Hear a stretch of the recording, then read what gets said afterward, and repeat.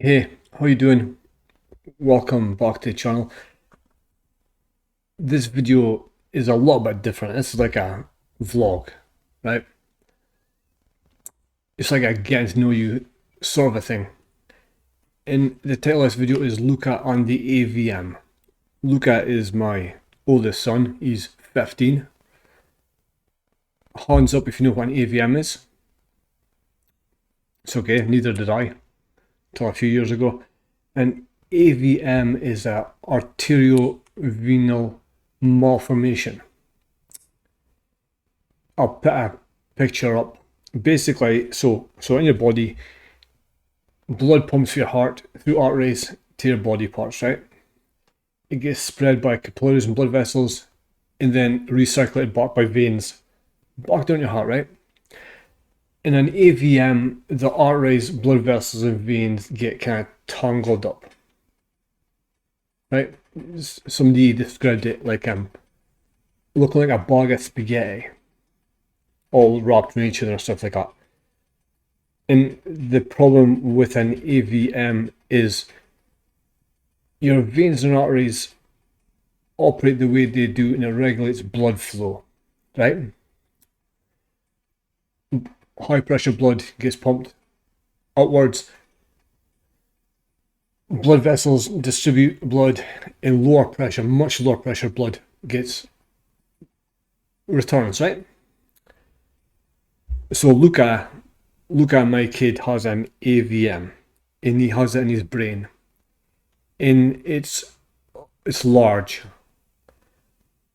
and they grade them. It's some kind of Beckler-Martin grading system, and I think it goes up to grade 6. Luca's is a grade 5, and it's deep inside his brain. So it's a large one. It's deep inside his brain.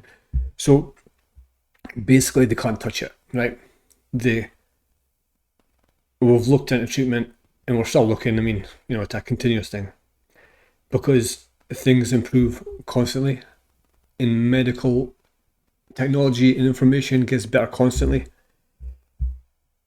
But at this point, it's like if somebody says to you, there's a 1% chance of this thing bursting per year, or there's a 30% chance that he'll have a stroke while he's in theatre, or a 50% chance, and then a further 30% chance for the year afterwards while he's recovering.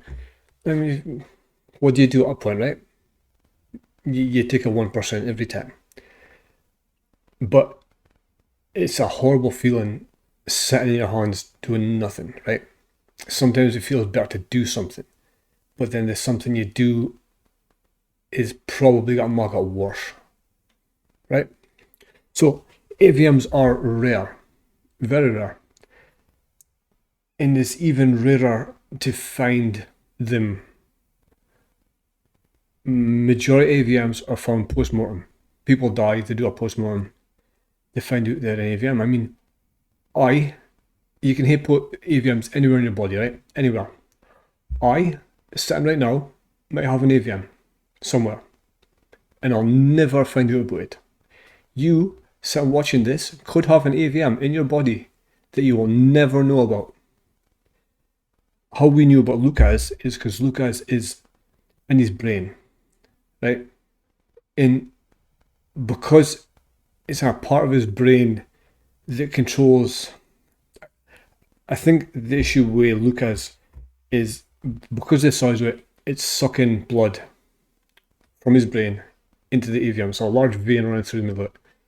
So it's sucking blood from the area around his brain. So when it sucks the blood away from other parts of his brain, it's leaving him, he's got a weakness in his left side, and he limps a bit in his left side, right? So that was how we noticed. My wife would take him to the doctor. The doctor would say, it's like, he was 10 and a half, right? When we found this up, and he was like 10 and a half. For him, it was horrible because it was, in Scotland, you've got primary school for 7 years, started like 4 or 5 years old, primary school for 7 years, and then the academy. And let's say where we're at, there's like 7 primary schools. And then when everyone gets to a certain age, everyone goes to the same academy, right? So for Luca, he went through primary school completely normal. because for some reason the AVM was not affecting him, right? We had no idea he had it, even though he was likely born with it. We had no idea it was there until he was about 10. So he went through these changes, gone from primary school to academy, right? You're meeting a bunch of new people, you can barely use your left hand, you're limping. It was hard for him, right? It was really hard. It was fucking, the town it was horrendous. So, I'll swing back because I'm just talking, right? I'm not got a script or anything. So Luca, my wife would always say, there's something wrong, right? She would go to the doctor. The doctor was an older kind of guy. And he would say, it's start of puberty, tight muscles, to do with the limp. Puberty, tight muscles, and this went on for ages, right? And this is on me a bit. She would always say, that's not what's wrong. My wife would always say, no, that's not right, or something else. And she would keep going back. And I would say, look, he's a doctor. Doctors know what they're talking about. But she pushed it, right? And she did this a lot with the kids, with everything, right? And I still do the same as what I do. I still tend to believe doctors. And she still tends to believe her instinct. And she is right, like 99% of the time, right? I think if it's mother's instinct or just, I don't know, but 99% of the time she'll push these things, and she'll push and she'll push until she gets an answer, and I'm much more likely to sit back. So probably without his mother, we would have no idea about Luca's condition. And I believe that if you've got something, you're better knowing about it, right? Like, I think you're better knowing about it so you can keep an eye on it. So basically that's the condition, right? He's limping, he can barely use his left hand. Doctor says it's tight muscles. The wife's not happy about this. She keeps pushing. As doctors, like, see, you get some doctors, they're arrogant. And if they say something like, how dare you question them because, like, who are you? I went to medical school, you didn't, I know what I'm talking about. Anyway, this guy retired. And we got a new doctor. And she was younger. And it was amazing. She saw Luca and then she did these tests, movement tests, touch her nose, blah, blah, blah, walk in a straight line. She did these tests and she went, it's neurological. I'll send you for an MRI. Just like that. I mean, the fucking doctor that was there a year ago could have done it. But he never, because it was tight muscles, right? But, I mean, it was a blessing that a guy retired. To be quite honest with you. And so he went for the MRI. The wife will probably correct this. I'll probably get this wrong, but he goes for the MRI. He comes, I think it's 2 days later, we got a letter, right, with the results. And we've got to see a neurologist. So you immediately know it's not good, right? Like 2 days after you get an MRI, you get, anybody who's ever had an MRI will tell you, the results, like, if the results come back quickly, it's not a good thing, generally. So we get to a neurologist and she says, they found something, right? And I'm immediately thinking fucking brain tumour. Like, that's just, because what else is there, really? What else is there grows in your brain? No, and I'm thinking brain tumour, but apparently not. Apparently it's an AVM, and she explained what it was and all this kind of stuff, and we're like, okay, what's the treatment? And they're like, there's no treatment. So, again, God bless my wife Stacey, she didn't accept us, and she pushed and she contacted doctors in Germany, in America, and stuff. Like, we live in the north of Scotland, like, no hospital here would touch it. No hospital in Scotland would touch it. No hospital basically in England would touch it. The only hospital it would look at him was Great Ormond Street in London. And even they wanted to treat him because, like the way they explained it, you don't, unless something's got to happen, you directly treat it, right? But they've got an amazing neurology team in Great Ormond Street. So we went down there and got like scans and stuff like that, and he explained about the blood flow and like I think when we first met the doctor, Luna, he I think he mistook us for being like pushy parents, right? We just want something done. And no, we don't just want something done, we want if it's best, right? We're not gonna accept somebody's word for it. We went down there to get an angiogram, which is an angiogram is an MRI with dye. So they can actually see the blood flow and they can get a picture of the AVM, right? So we did that. And then it was like the basic plan after that was just to keep an eye on it, right? Like and get a scan every 6 months. And they says like we can get a scan done locally, and we're like, no, if it comes to your kid's health, you get the best, so we'll just come down to London and get the scan forever. So the plan was to get a scan every 6 months, and then about a year and a half ago, the neurologist, the neurosurgeon, said he wanted to try something because Luca's symptoms were getting worse, right? He was losing eyesight in his left side, so basically, I'll draw a little picture here.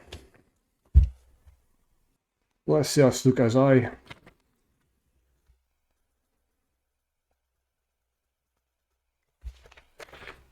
If 50% of his left eye and his right eye is lost sight. He's really got a bad loss of sight. Like if somebody's coming out from the left side, you can't see him at all, right? And his arm was kind of getting worse, but we don't know if that's because it's actually getting worse or because he's using it less, right? He actually sits and he plays his Xbox with the right hand. He plays like one-handed, and use your fucking left hand. Like use it or lose it, right? But he finds it easier just use his right. He finds it hard to use his left.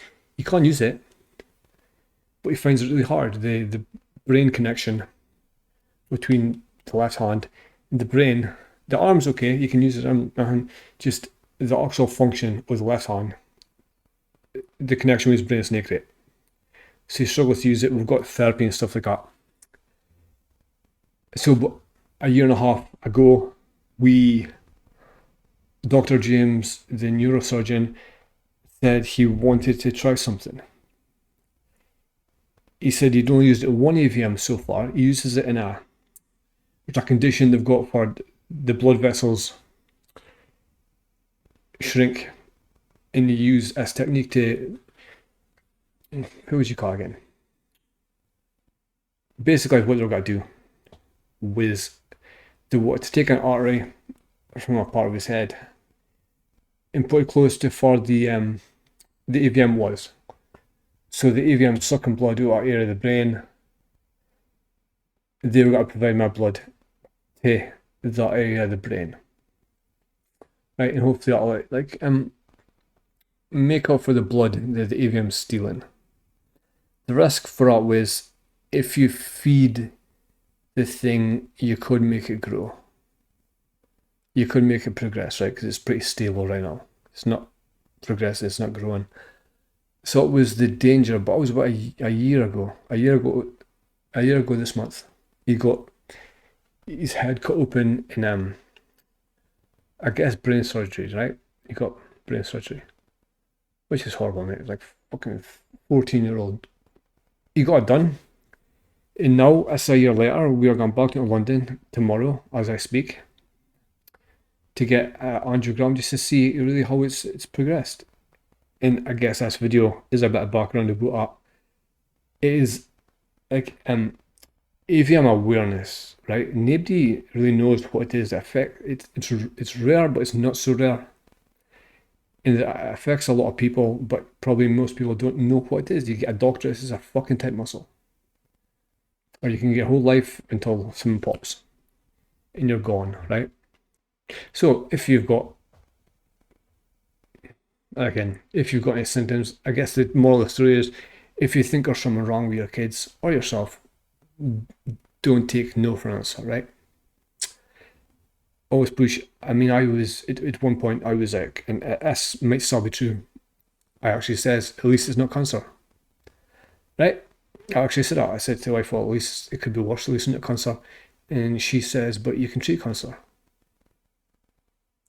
You get chemotherapy, you can actually treat, you can cure it. At this point, well, Luca says at AVM, it's, I guess, untreatable, incurable. In his situation, I think what they say though is, because it's deep, it's more podded.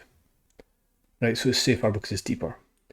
Because it's large, which seems like a bad thing, because it's large, it's untreatable, but because it's large, there's more room for the blood to flow. There's more room.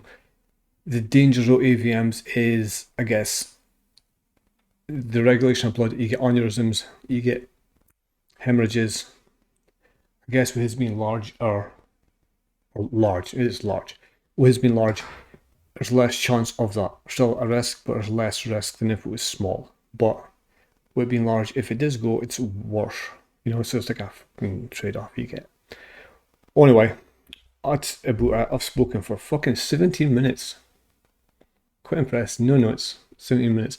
Right. One other thing, Luca is doing there's like a Archie Foundation is like a charity that helps families with travel expenses and stuff like that, and helps in all kinds of ways. So they're really good. They've helped us. There is a football match happening between the local fire brigade and the local police force, and Luca is acting as a mascot for that. We are team police, so they're taking on the fire brigade. I think it's in July. They've got a Just Giving page. Well, you get assigned a player, right? So we've got a policeman. He's head of intelligence, something like that. So, I will post the Just Giving in case you want to get anything else. Didn't feel obligated, but if you wanted to, that would be amazing. Thank you very much. Thank you for listening to my ramble.